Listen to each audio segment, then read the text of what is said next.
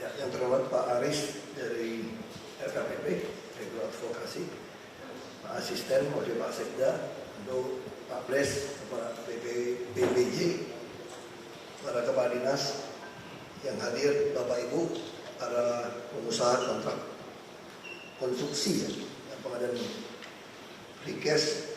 Assalamualaikum warahmatullahi wabarakatuh. Ya, selamat sore semua. Nah, saya mau sampaikan beberapa kebijakan Pemda DKI supaya Bapak Ibu tidak salah paham.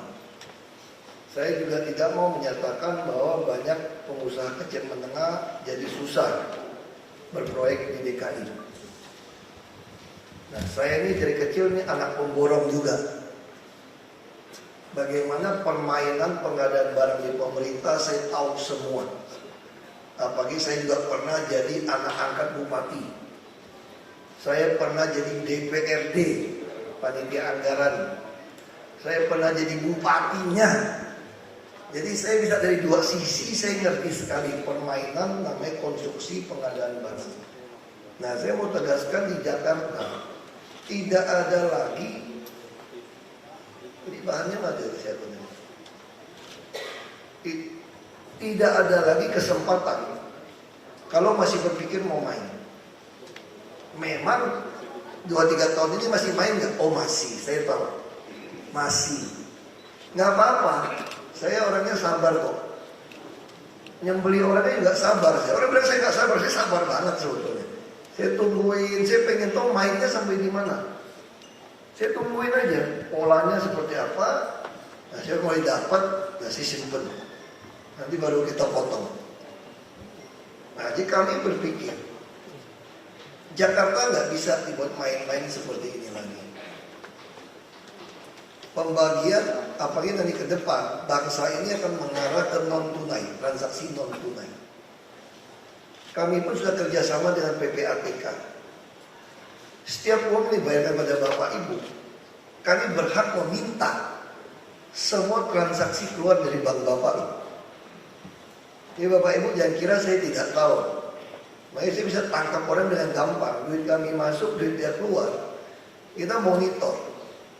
Karena mau transaksi mana, wajar tidak wajar, kita monitor. Nah ini kita biarkan saja. Nah saya sengaja cerita ini. Kami ingin Jakarta ini jadi model untuk seluruh Indonesia. Karena juga banyak kontraktor yang baik tidak pernah mau jadi kontraktor kami. Kenapa? Pusing urusannya. Pusing. Laginya pusing dikerjain, kurang ini, kurang itu. Pokoknya kalau nggak nempel aja, dikerjain aja. Makanya pembelian tanah kami pun kacau balau. Nah saya suka digertak. Ini sekolah udah mau ambruk Pak. Ini rumah sakit mau ambruk Pak. Kalau Bapak nggak mau menyetujui yang ini, malu kita Pak. Saya bilang enggak, gua nggak malu. Jadi gimana? Dia tanya. Nanti berantakan dong. Nanti 2 tahun tulis tuh Pak. Gedung sekolah Bapak, perpustakaan apa, puskesmas, semua berantakan. Tulis saja. Saya memilih tidak bangun daripada Anda bangun macam-macam. Ini tahun ini juga masih kesalahan ini. Saya minta Pak Pres itu udah lelang tahun lalu sebetulnya. Tapi tahun ini masih banyak proyek belum mulai. Kita mau bangun rusun di penjaringan. Jadi saya betul-betul marah tuh begini. Udah mau nyolong, mau main, tapi jangan korbanin rakyat gitu loh. Sekarang ini rusun tua. Hampir semua rusun di Jakarta yang lama tidak layak huni. Bocor, karena dulu terlalu banyak, menurut saya terlalu banyak markup pencurian bahan. Orang nggak mikir bahwa kita orang kaya saja kalau rumah bocor pusing kan bapak ibu-ibu. Apalagi orang miskin tinggal di rusun bocor. Nah kontraktor tuh nggak pakai otak saya bilang gitu loh. Kalau yang kerja kayak begitu, saya harus sampaikan, Anda nggak pakai otak kalau kontraktor seperti itu. Ini rumah inkubator buat orang miskin. Lalu bocor semua toilet segala macam. Bapak itu kan kontraktor. Kalau udah terlalu bocor terlalu parah Pak ya, gimana cara rehabnya Pak? Bongkar habis sebetulnya. Nggak ada kata rehab lagi, pusing rehabnya. Ya sebenarnya baik rehab rehab-rehab itu juga, DKI juga banyak rehab main. Permainan rehab di DKI itu paling kacau juga. Mahalnya luar biasa, kami masuk, lalu kita mulai potong. Ini ada Jaya Konstruksi juga, ada Arkonin. Saya marah-marahin tuh, bikin anggarannya makap juga. Kita punya saham nggak ada guna. Nah, kenapa? Saya ngerti tuh Bapak Ibu. Saya ngerti kan, saya kan pedagang, saya ini pengusaha gitu. Pengusaha tuh selalu bilang begini tuh kan. Iya, masih lu yang jadi gubernur. Kalau lu gak jadi gubernur lagi, kami dipencet sampai keluar nanah katanya. Kalau kami terlalu gosok idealis sama kamu nih, melawan di dalam, kamu gak jadi gubernur lagi, dipencet. Apa tahun ini kan? Makanya saya mau lelang tahunnya cepat, kalau nggak aku pecat ya semuanya. Karena kalau saya tidak terpilih lagi, saya masih di sini sampai Oktober 2017. Nah, makanya pertanyaan teman-teman gini, kadang-kadang pemborong pengusaha ini. Habis itu balik lagi dia setan semua nanti katanya. Kita mana berani ikut kamu melawan? Ngapain kita jadi orang jahat? Ikutin kamu katanya. Saya bilang jangan salah Bapak Ibu. Gubernur DKI masih berakhir yang asli itu Oktober 2019. Namanya Joko Widodo. Saya cuma penerusnya.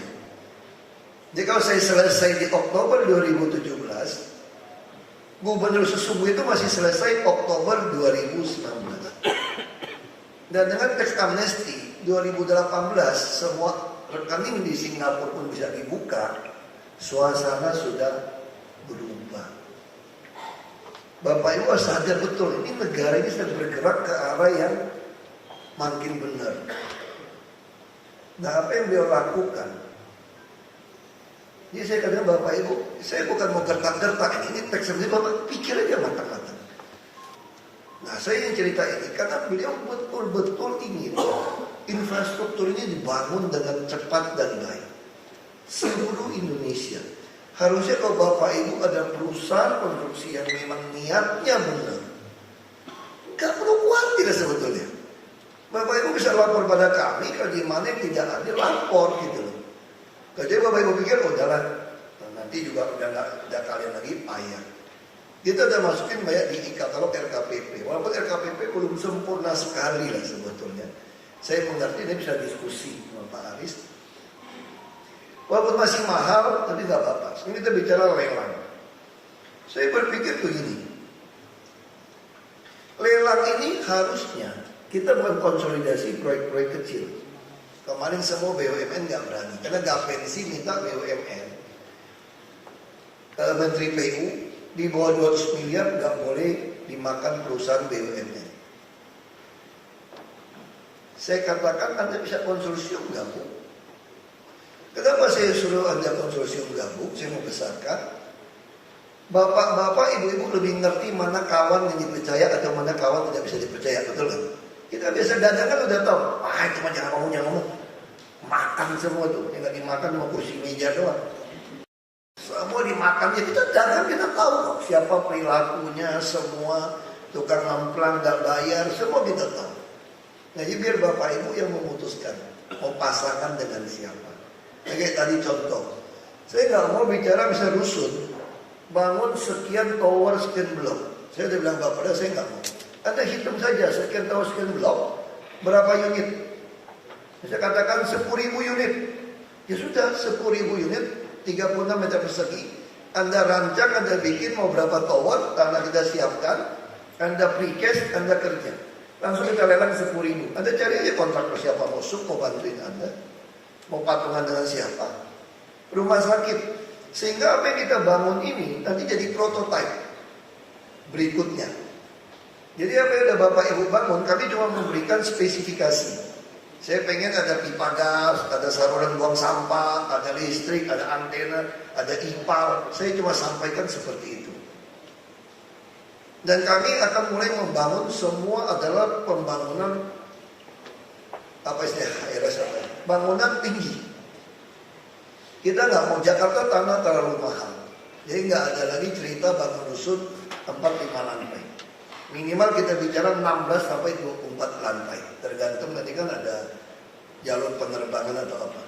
Saya mau bangun itu sekelas apartemen konstruksinya. Karena ini untuk orang nggak mampu.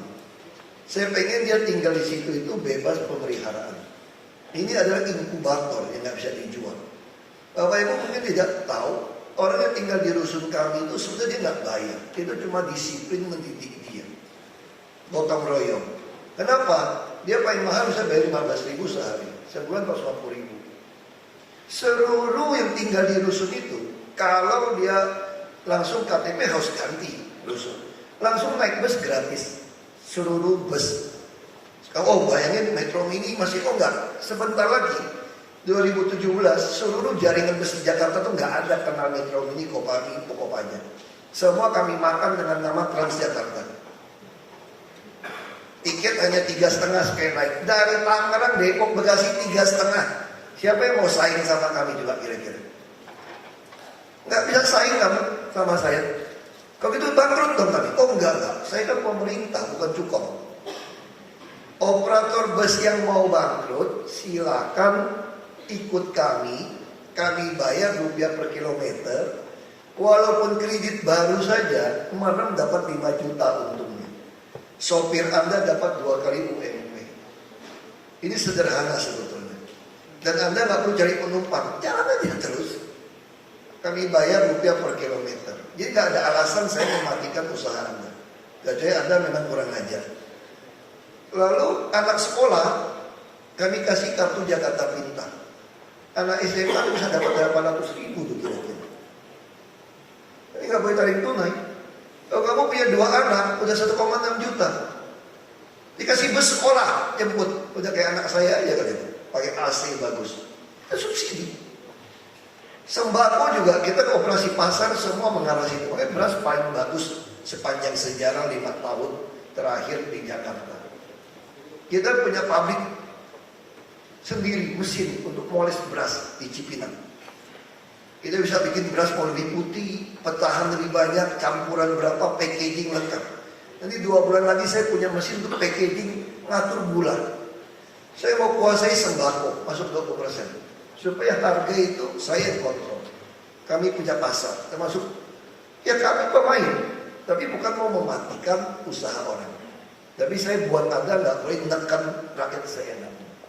Rumah sakit, nggak usah tanding lawan rumah sakit kami sekarang. Nggak usah tanding. Kami tiap kecamatan punya rumah sakit yang sangat baik. Kita juga akan membangun rumah sakit yang besar sekali buat kanker, jantung sama otak sama stroke. Itu 2024 ranjang di Sumber Waras. Jadi orang susah mau lawan pemerintah soalnya. Duit kami dari mana? Kan saya kan malakin bapak ibu banyak. Gak usah mikir saya duit mah tinggal malakin aja. Tapi kami juga adil. Misalnya contoh, PBB di bawah 1 miliar tidak bayar. Ini saya lagi siapkan pergub. Nanti bapak membuat sertifikat hak milik. Itu nggak perlu bayar BPHTB untuk yang nilai di bawah 2 miliar. Jadi nggak usah kali 5%. Anda cuma bayar distribusi resmi BPN, ukur, tahun depan malah ukurnya mau saya bayar aja. Ya Anda store 300.000 sumbangan dapat sertifikat hak milik. Lalu bagaimana yang nilainya di atas 2 miliar ke atas? Kan mesti bayar BPHTB. Tapi saya belum niat menjual, boleh ditangguhkan membayar BPHTB sampai jual. Sehingga saya harapkan 2 tahun ke depan seluruh Jakarta semua orang punya sertifikat hak milik. Lalu bagaimana kalau yang sengketa nggak punya sertifikat hak milik? Kami sita sementara. Untuk kami jadikan aman semua. Jadi kalau bapak ibu suka sengketa, mohon maaf pasti saya sita tangannya sementara. Sampai bapak ibu menang di pengadilan. Baru saya tanya, mau saya balikin atau mau kami bayar? Jadi tidak ada sepotong tanah pun Jakarta yang tidak kelola dengan baik.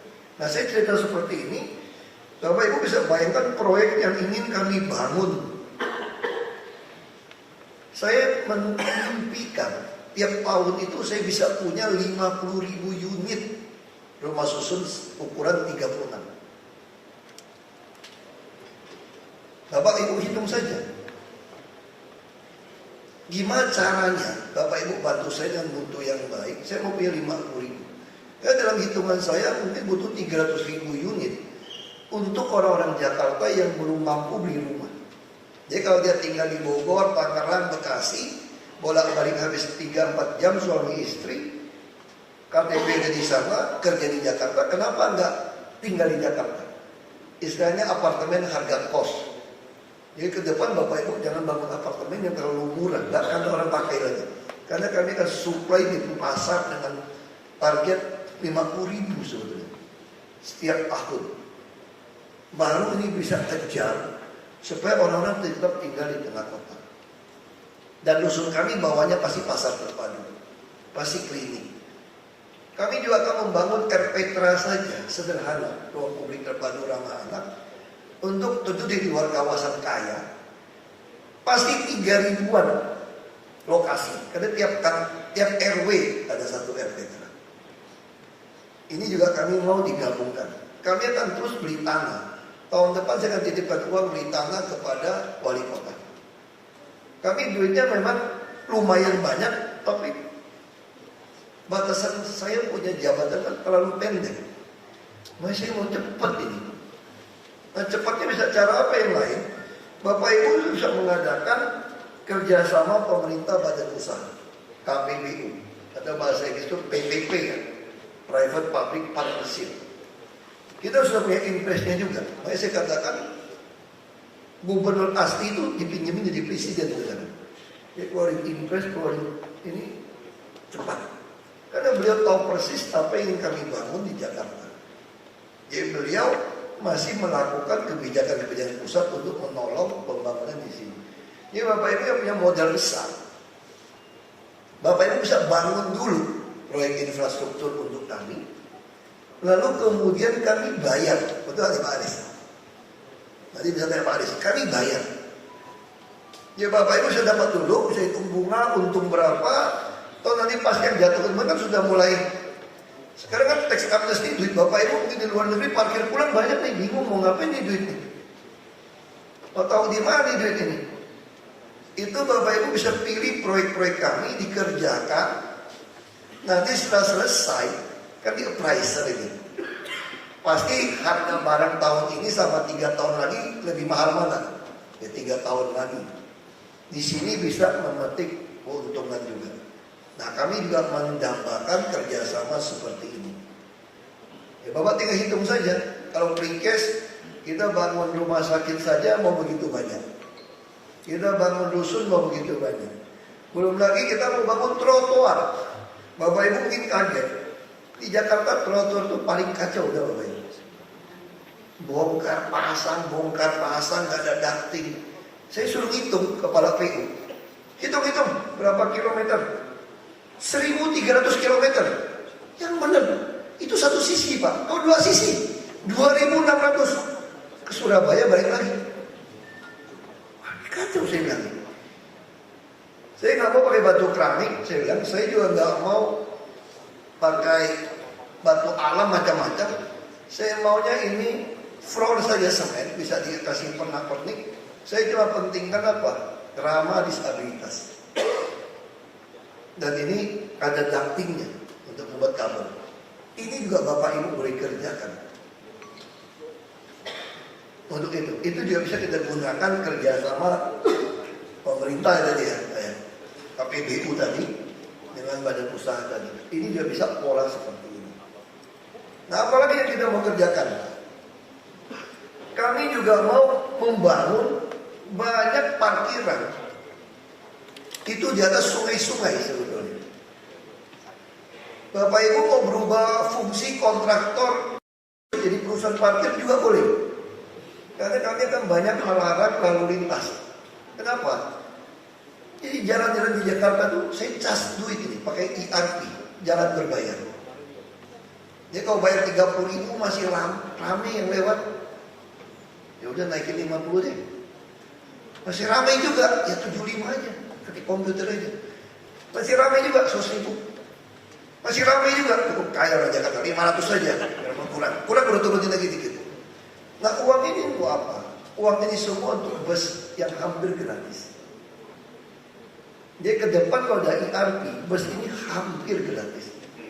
Untuk daerah-daerah komersial, saya sudah kasih bus gratis. Tahun ini akan datang 152 bus.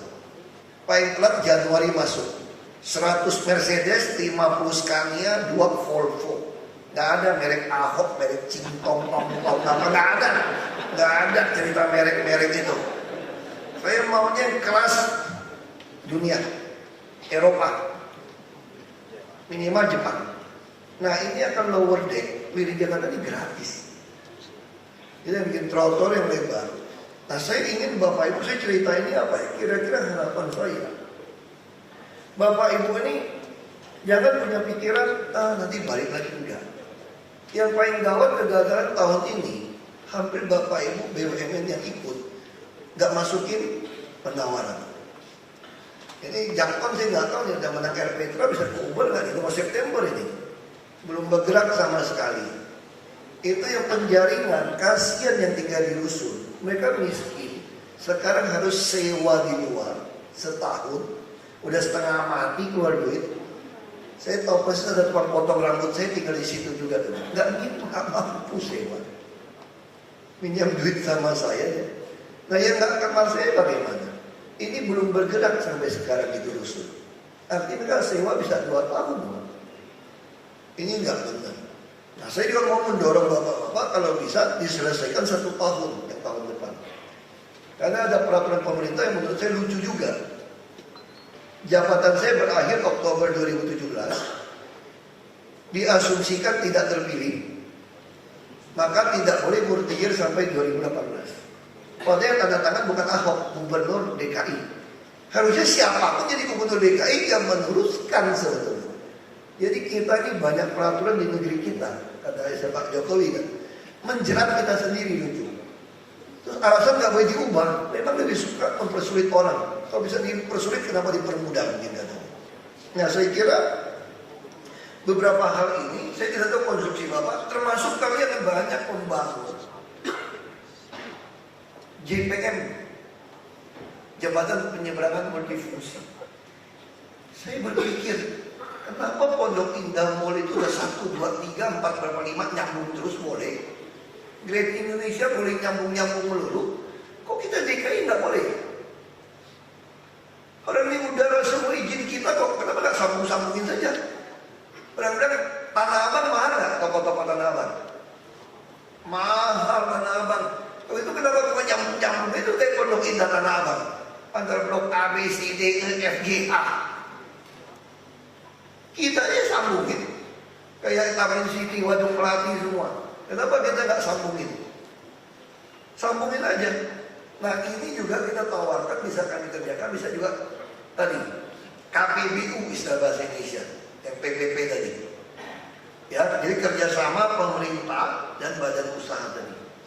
Ya Bapak Ibu yang ada punya modal bisa bangun dulu, lalu kami beli kembali. Lalu apa lagi yang kita mau bangun? Kalau Bapak Ibu berani, mereka agak kaget tuh, itu Jangkon agak kaget itu. Kita mau membangun 6 ruas tol dalam kota. Saya sudah ancam ini, termasuk BUMD kami, kalau kalian nggak bisa bangun, saya mau bangun sebagai jalan biasa. Lalu saya mau katakan IRP. Kalau jalan tol itu bayar direksi, tangkin, gaji, bonus. Kalau IRP setiap mobil lewat, tung jatuh duitnya kayak paman gobel. Mobil lewat, tung jatuh duitnya masuk kantong DKI. Bukan PT, langsung masuk. Kalau itu kenapa mesti bangun 6 ruas tol dalam kota? Kenapa nggak bikin 6 ruas jalan IRP layang? Kita juga mau membangun auto-ring road, pembebasan lahan macam-macam. Nah ini konstruksi-konstruksi precast ini kita minta. Nah ini model-model ini, sekali lagi saya berharap Bapak Ibu harus optimis. DKI berubah. Saya kira para pemain yang supply, yang pemain-pemain itu tahu kok DKI udah berubah. Walaupun bawahnya masih coba-coba. Gak apa-apa, saya full dulu. Saya pengen tahu kayak tikus nyolong kan, bawa ke sarangnya kemana kira-kira ya. Ya kalau tikus-tikus nyolong kan gitu kan, dia ke sarang mana ngumpetnya. Ku biarin aja, ku tandain, ku liatin. Oh linknya begini mainnya, store-nya ke sini, aliran dananya ke sini, tarik pompannya ke sini. Tadi baru saya dapat laporan dari Barreskrim. Kita akan naik dan serahkan berkas ke jaksa. Permainan PHL, pegawai-pegawai kerja senilai kerugian negara 12 miliar. Saya tangkap, saya laporin. Saya tungguin. Ibu-ibu lagi, saya nggak peduli. Mau mak-mak, mau nenek-nenek, mau ibu-ibu, nggak peduli saya. Mau bapak-bapak, saya tungguin, ya, saya dapat, saya laporin. Saya tanya, kapan? Udah naik berkas. Saya sangat serius untuk berantas ini. Barangkali kamu nggak ada lagi? Oh masih ada dong. Gubernur kan sampai 2019. Terus ada lagi yang kurang ajar kayak gini sama saya teman-teman. Kalau nanti nggak ada Pak Jokowi lagi gimana? Baik lagi dong? Saya belum tentu. Enggak baik lagi. Kurang ajar, kamu pesimis. Saya kesel sehingga begini. Kalau kamu nggak yakin Republik ini akan dipimpin oleh orang lebih baik daripada kami, sebaiknya Anda mulai siap-siap simpan uang, tinggalkan negeri ini. Dan nama negeri Indonesia akan hilang. Pasti hilang. Karena persaingan global ini, nanti usia kerja itu akan tambah banyak, orang hidup tambah panjang. Bapak Ibu kalau orang Jakarta ya, kalau nggak macam-macam gitu ya, nggak kena penyakit atau kecelakaan, hidup biasa-biasa aja lah. Bisa capai 78 tahun. Orang selatan bisa 79 tahun. Orang Pulau Seribu udah 76 tahun. Tertinggi. Makanya kesehatan kami begitu baik.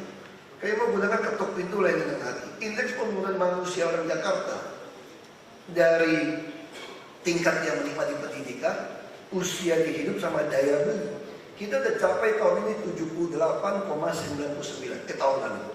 Nilai tahun lalu 2015. Dunia top berapa? 80 udah dianggap negara maju. Kita tinggal 1,01. Makanya saya mau tekan sembako, gaji. Bapak Ibu selalu berpikir UMP naik. Tenang dulu. Saya adalah orang yang selalu ngotot. UMP naik berdasarkan KHL plus inflasi. Kebutuhan hidup layak. Buat apa gaji 5 juta? Kebutuhan hidup sembakonya semua 4 juta. Hidup 4,9. Lebih baik gaji saya hanya 3,5 juta, tetapi biaya hidup hanya 2,5 juta. Baik, kami mulai menekan biaya perumahan, transportasi, dan sembako. Sembako untuk gaji-gaji anak buah bapak ibu itu bisa habis 70-73% dari total gaji. Nah ini yang kita tekan, biaya hidup ini. Dengan kesehatan, dengan transport, dengan perumahan. Tapi saya tidak akan berhasil kalau bapak ibu tidak mau membantu kami membangun dengan mutu terbaik. Jadi saya ngajak bapak ibu, ini ada nasionalisme kita, bukan bicara hanya untung.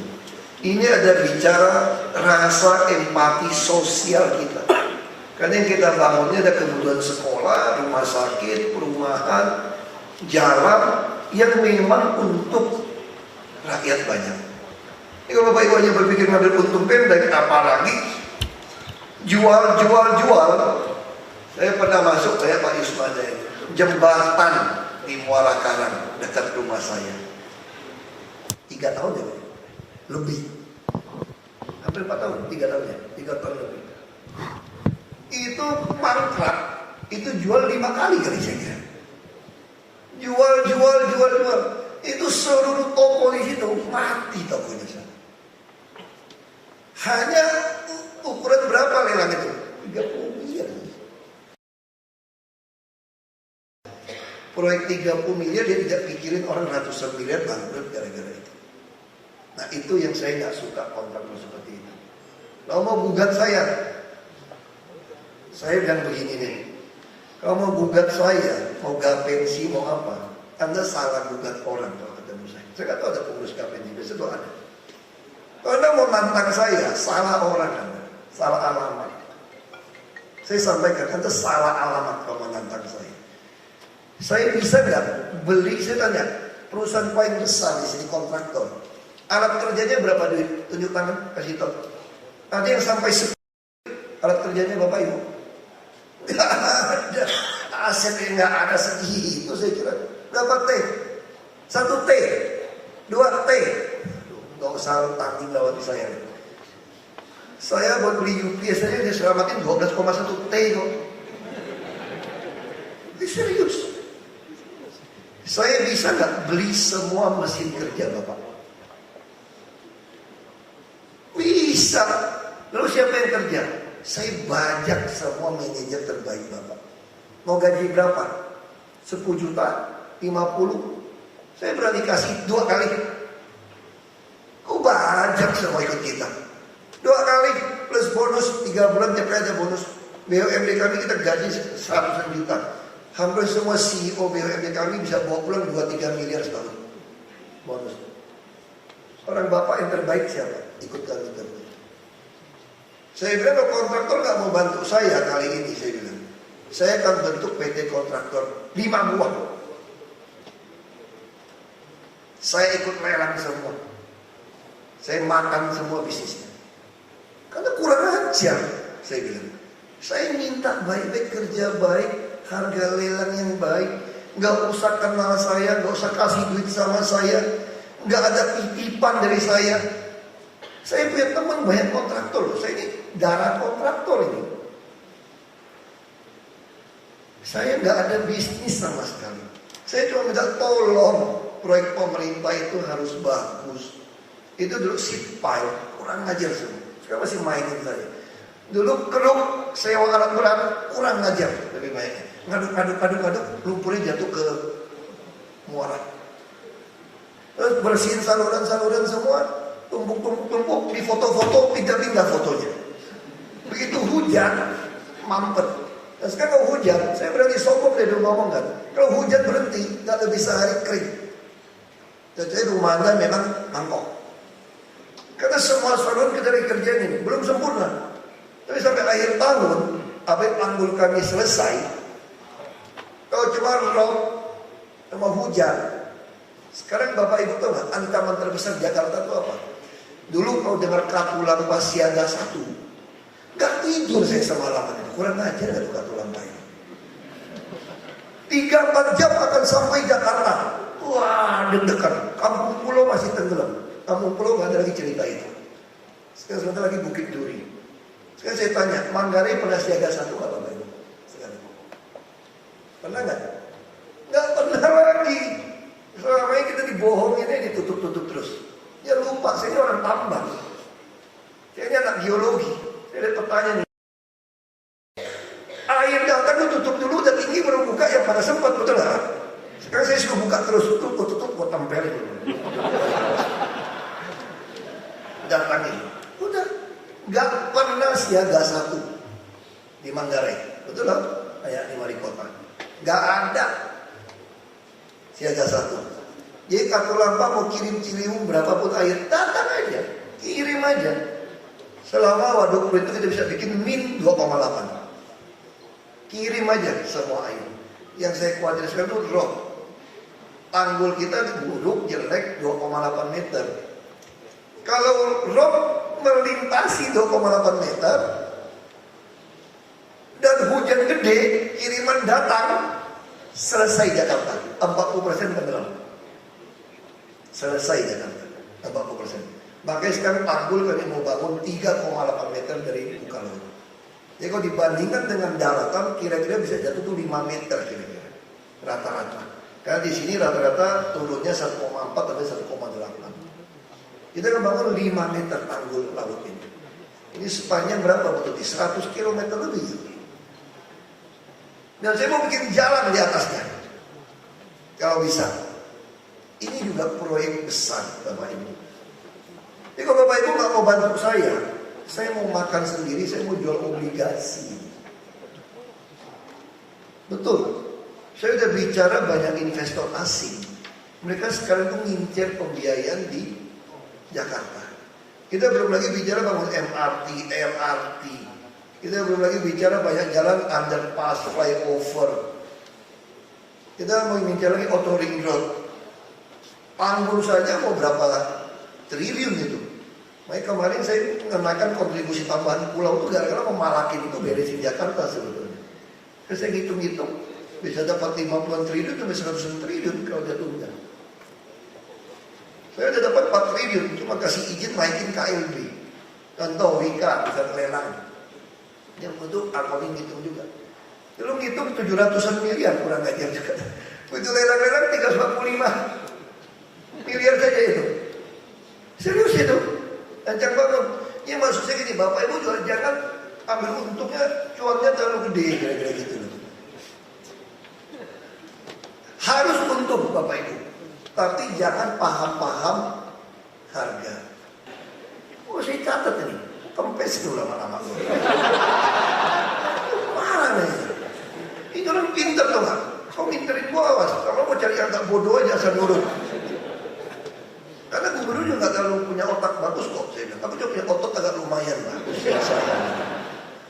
Gubernur nggak usah otak bagus, sebenarnya ototnya kencang, otot jantung, otot saraf, otot kaki kalau diuber-uber ormas-ormas yang galak itu kan. Itu aja. Saya bilang tiap hari masih siap-siap tuh. Resmin RPP juga masih siapin, mana senjatanya semua, mana badannya, masih latihan dulu. Kira-kira berantemnya gimana nih? 1 lawan 2 masih oke nggak saya kira-kira? Gak pakai senjata masih oke lah. Jadi memang di sini cuma butuh otot. Tapi kalau tidak ada partisipasi Bapak Ibu, kami susah. Makanya jangan bikin saya frustrasi. Kalau saya frustrasi kayak alat berat itu, akhirnya saya beli semua. Bapak Ibu kalau sekarang lihat ya, truk-truk kami Pak, alat berat kami Pak, saya kira seluruh kontraktor di Jakarta nggak menang lawan kami. Betul, bukan saya sombong. Kita begitu beri dump truk tronton itu ratusan, ribuan, itu satu SKP di ratusan sekali, 300-an, 200-an, alat berat juga beri ratusan. Kita big customer, dan semua alat berat saya bisa tracking lagi. Saya bisa tahu alat berat saya kemana, kerja berapa jam, ringan, sedang, berat, sisa minyak berapa. Semua alat bisa saya cek di handphone. Semua foto lengkap. CCTV kami pasang 6.000. Tahun ini sekarang sudah 3.600-an CCTV. CCTV kami itu bisa membaca plat nomor sampai wajah Bapak Ibu. Sampai akhir tahun 6.000. Tanpa pakai uang DKI. Dari mana dapatnya? Orang mau minta pasang provider 4G itu. Lu kalau nggak pasangin gua CCTV, gua nggak mau kasih izin, gua parakin aja. Kok bisa? Kalau kau minta kasih nggak lo pribadi? Kasih nggak? Masa bohongin saya bekas pejabat, bekas pengusaha, kepala anak bupati, kasih nggak ada duit juga minjem. Jadi kontraktor itu paling kasihan kita Bapak Ibu. Kata bapak saya waktu mau meninggal, pesan saya begini. Jangan pernah jadi kontraktor untuk Pemda maksudnya. Makanya banyak kontraktor bagus nggak mau Pemda. Kalau jadi kontraktor Pemda, kamu cuma numpang hidup lewat hidungnya. Kenapa numpang hidup lewat hidungnya? Proyek mau digoreng saja, di Bapeda mesti nyogok, di SKPD mesti nyogok, naikin lagi ke DPRD mesti nyogok, sampai turun kerja minta lagi. Dan biasa pejabat itu agak jahat juga. Udah minta di depan, nanti di ujung dia minta lagi tuh. Kebutuhannya macam-macam loh. Mau kawinan, mau sewa video, mau bini muda, apa semua dipiara ini. Ya tentu enggak, itu cerita dulu. Lalu minta lagi kan udah habis. Udah tenang, tahun depan proyeknya kita kasih lagi. Ngijon dulu. Setorannya kurang bagus, dipecat lagi ganti pemain baru. Setor lagi. Jadi nggak heran namanya kontraktor suka tukar cek kosong tuh bapak gue itu. Kalau pejabat minta uang nggak boleh ngaku nggak ada uang, malu tuh. Nggak boleh nafit dong. Ini mau minta proyek besar, saya minta uang kecil aja nggak bisa kasih. Ya minjem sama orang, cek mundur, giro mundur, minjem pun harus minjem untuk kasih gengsi tadi. Makanya semua jadi masalah kita. Markup jadi masalah, mutu jadi masalah. Nah saya tidak mau lagi di Jakarta terjadi. Sekarang lihat Bapak Ibu lihat, taman, sungai, kali lebih bersih sekarang apa ketika kami pakai kontraktor. Sekarang saya punya alat sendiri tuh. Kontraktor punya alat ternyata seat pile lagi sekarang. Saya udah ngancam main seat pile. Kalau ada seat pile mahal nggak masuk akal, rancang ngarang-ngarang lagi kayak kejadian di Abdul Muiz. Yang nggak butuh seat pile, pohon mahoni, pohon itu tebangin, sebel sekali.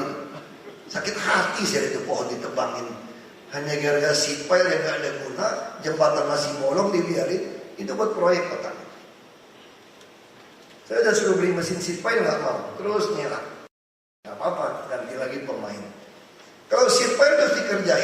saya akan beli semua sendiri. Baloknya tinggal kita kerjasama dengan e-katalog, LKPP kami beli. Kalau enggak, kami akan bikin juga sendiri, precast sendiri. Ini BUMN, BUMD. Nah, saya harap ini semua saya cerita terus menerus. Bapak Ibu harus percaya sama kami serius sekali. Ada nggak saya temui Bapak Ibu mau titip proyek macam-macam? Nggak pernah sih, banyak nggak kenal Bapak Ibu kok. Kalau dia ngaku-ngaku saudara saya, bohong, saudara saya itu nggak suka bisnis. Nggak ada bisnis proyek. Ngaku saudara terus ada duduk di kursi saya lalu anggap saudara. Jangan, semua orang bisa duduk di kursi gubernur foto sama saya. Kalau cuma foto sama saya mah semua orang bisa nongkrong. Ini baru ada datang nih. Bekas pegawai saya, keluarga lagi datang, anak kuliah di Bandung, anak kecil yang ngantuk, lagi tidur di ranjang saya anaknya sekarang. Lagi makan di ruangan makan saya waktu saya hadir di sini. Jadi kalau dia foto-foto di ranjang kamar saya, orang kampung lalu bilang ini saudara banget sama saya, jangan percaya itu. Karena semua orang boleh numpang, saya nggak ada ruangan, nggak ada ruangan kerja saya. Semua orang bisa masuk ruangan saya seenaknya. Saya ini kulinya orang Jakarta, sederhana aja saya. Kalau saya berhenti ini bagaimana? Bisa nggak saya hidup nggak kerja? Nggak bisa. Uang saya nggak cukup, saya mesti ngelamar kerja sama orang untuk bisa hidupin. Untung aja anak saya masuk perguruan tinggi negeri. Saya doa mudah-mudahan dua adiknya berikut juga masuk perguruan tinggi negeri saja, supaya dibayar negara biar lebih murah. Nah ini sekali lagi Bapak Ibu, tadi Bapak tanya secara teknis, saya hanya kasih pengarahan, ingin tahu Jakarta mau seperti apa. Ya saya tawarkan, tolong kerja yang baik. Bapak punya uang lebih, tax amnesty, boleh kerjasama pemerintah dan badan usaha. Semua proyek, ya Bapak bisa ciptakan apa saja. Dan yang satu terakhir, Bapak Ibu jangan khawatir saya mau memakan usaha Bapak Ibu. Tidak ada. Tidak ada. Tujuan kami adalah membuat penuh otak, perut, dan dompet seluruh warga DKI. Tugas saya adalah mengadministrasi keadilan sosial. Jangan sampai saudara kita yang kurang beruntung harus susah. Yang ini ngambil untungnya terlalu banyak. Saya tidak suka cari musuh sebetulnya. Karena pepatah Tiongkok bilang 1000 teman masih kurang 1 musuh kebanyakan. Saya suka dinasihatin orang tua kepada saya seperti itu. Saya cuma jawabnya sederhana. Saya nanggung, musuh saya ada 1000 tambah 100 lagi mirip. Itu pepatah cocok kalau kamu tidak ada musuh. Ada 1 kebanyakan. Kalau saya ada 1000 tambah 100 mirip-mirip aja. Tambah 1000 juga mirip-mirip saja. Jadi itu masalah saya. Kalau kita sama-sama berjalan ke arah yang benar, nggak mungkin kita tabrakan. Kalau Bapak Ibu nggak ada niat macam-macam, kami bantu. Lelang terbuka, LKPP terbuka, semua orang bisa temuin saya. Kalau bagi rezekinya nggak pas saja, ngadu ke saya. Lagi main, diem-diem, itu ya susah. Ya sekali lagi saya harap Bapak Ibu bantulah kami. Ini ibu kota negara Bapak Ibu. Saya jadi gubernur hanya sementara. Bisa saja saya sampai Oktober sudah selesai. Tapi apa yang Bapak Ibu berkarya membangun, itu akan dikenang orang selamanya. Ini mutu yang baik, ini bangunan ini baik. Nah itu yang kita harapkan. Tentu saja jalan, saya nggak tahu ini nggak ada hotmik ya, hanya jembatan namanya, layang ya. Kami juga ingin seluruh Jakarta itu hotmiknya seperti kelas Eropa. Supaya Bapak Ibu naik mobil Eropa itu empuknya mirip. Nah, kita mau gali yang baik, kita mau standar nggak ada bumping sebetulnya. Kita juga akan memperkenalkan standar internasional rambu lalu lintas. Jadi standar internasional itu kalau tidak boleh parkir, bukan ada P silang, coret, bukan. Kalau mau P coret berapa banyak? Pokoknya kalau nggak ada huruf P, itu nggak boleh parkir aja. Kalau boleh parkir itu P biru. Kalau di pinggir ada garis, 2 garis yang tebal, kuning apa, itu berarti nggak boleh berhenti. Nah kita akan mulai perbaiki supaya standarnya sama dengan internasional. ini kira-kira dari saya, nggak ada tanya jawab, nanti panjang. Ini memanfaatkan gubernur ngomong, nggak usah tanya jawab. Nanti tanya jawabnya sama LKPP. Ya, terima kasih sekali lagi kerjasama kita bersama.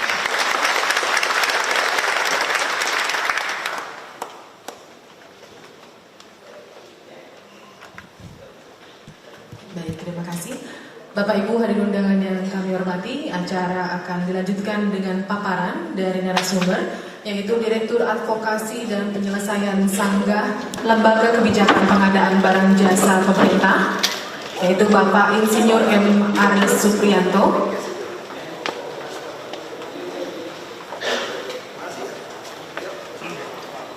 Untuk itu kepada Bapak Aris, kami silakan untuk menyampaikan paparannya.